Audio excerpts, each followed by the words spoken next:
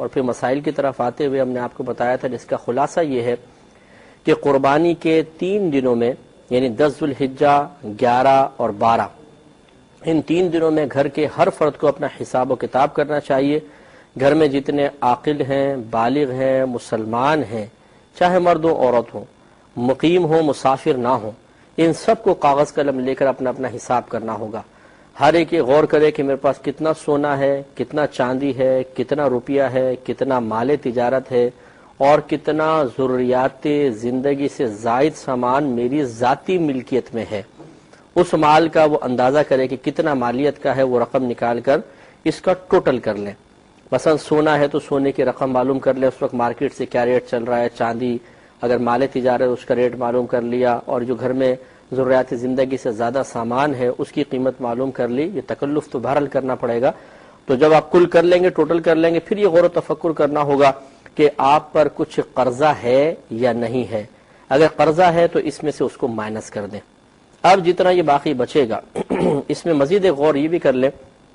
کہ آپ نے کسی کو قرضہ تو نہیں دیا ہوا۔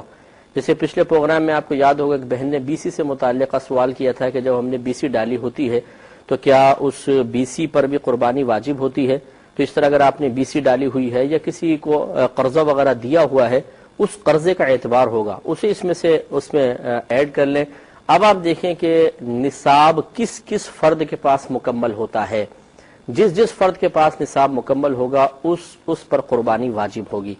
لہذا ہم نے پہلے بھی سمجھایا تھا کہ اس عادت کو، اس غلط رسم کو ختم کیجئے کہ جی ہمارے ہاں تو ہر سال بس ابا جی کی طرف سے قربانی ہوتی ہے، ہمارے ہاں جی امی قربانی کرتی ہیں، یا یہ ہوتا ہے کہ جی ایک سال ابا جی کریں گے، دوسرے سال امی کریں گے، تیسرے سال دادا جی کی طرف سے ہوگی، چوتھے سال دادی جان کی طرف سے ہوگی۔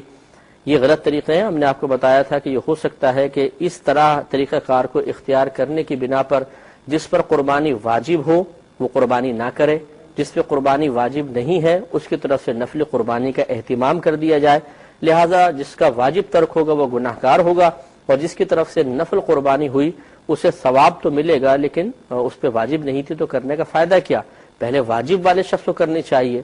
اور اس سے یہ بھولاپن بھی دور ہو جائے گا کہ جی ہمارے تو ابا جان کرتے ہیں، تو بچے یہ سمجھتے ہیں مثلا بیٹا ہے کماتا ہے، بیٹی کماتی ہے، یا ان کے ذاتی ملکیت میں سونا چاندی پیسہ وغیرہ ہوتا ہے، اور وہ سمجھتے ہیں کہ ہم پہ قربانی واجب نہیں ہے، قربانی واجب ہوتی ہے۔ اور یہ بھی یاد رکھیں کہ بعض اوقات ایسا ہوتا ہے کہ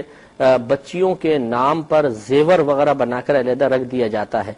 اور بچیاں بالغ ہو چکی ہوتی ہیں، تو اگر ان بچیوں کی ذاتی ملکیت میں جو آپ نے زیور بنا کے ان کے لیے رکھا ہوا ہے شادی بیاہ کے لیے، اگر وہ نصاب کے برابر پہنچ جاتا ہے، اور یا ان کے پاس اور مثلا جیسے آپ نے بالفرض ایک بچی کے لیے 4 تولہ سونا بنا کے رکھا ہوا ہے،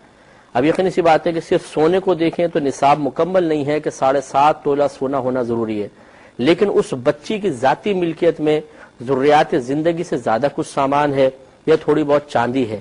تو جب ایک جنس کے مال سے نصاب مکمل نہ ہو رہا ہو بلکہ 2-3 اجناس ہوں، 2-3 جنسیں ہوں، اور کسی سے نصاب مکمل نہیں ہو رہا، تو شرع حکم یہ ہوتا ہے اب ان سب کو ملا لیا جائے۔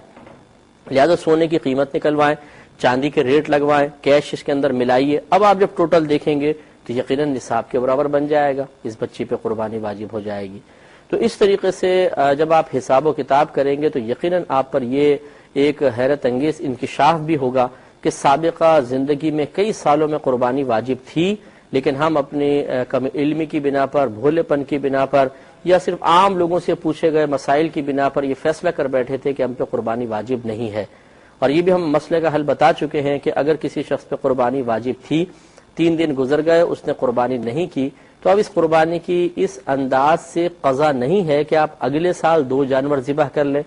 بلکہ حکم شرعی یہ ہوتا ہے کہ ایک قربانی کے جانور کی رقم آپ کو صدقہ کرنی ہوگی، کسی بھی غریب کو دے دیں، مسجد میں لگا دیں، صدقہ ادا ہو جائے گا۔